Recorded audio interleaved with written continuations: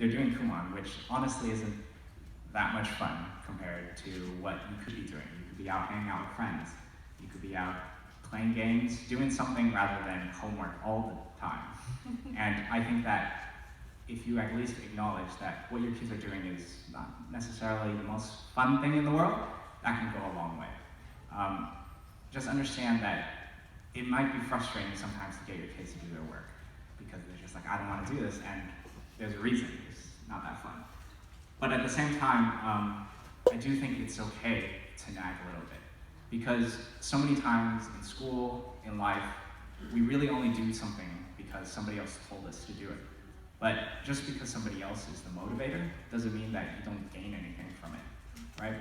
Like in school, I probably would only go to school because I had to.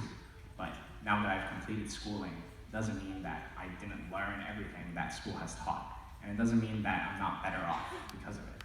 So it's finding that balance, of course, but just acknowledge that it's not necessarily the most fun, but sometimes you gotta do it.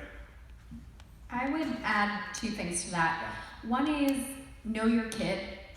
I happen to be someone who really rose to challenges, and Kumon was one of those things where the more I was challenged, the better I did. And I think you were probably the same way, Anthony. But not every kid is that way. Right. Some kids really kind of buckle when they're faced with, having all these extracurricular activities and school and Kumon. Right. Like, just know how much your kid can handle. And I agree with your nagging point, but I think it's important to know if your kid is really doing too much. So just be aware of that.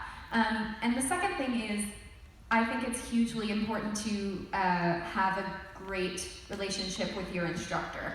I think of Kumon support as like a triangle. You've got the student at the top, the parents, and the instructor.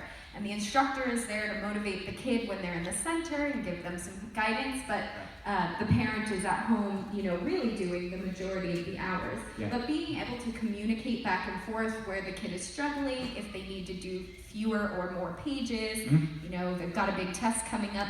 Having that line of communication open really allows for more flexibility and better support of your child, and it's going to end up really taking them all the way through the Kumon program. And honestly, I'm still friends with my Kumon instructors. I see them for dinner. We're friends on Facebook.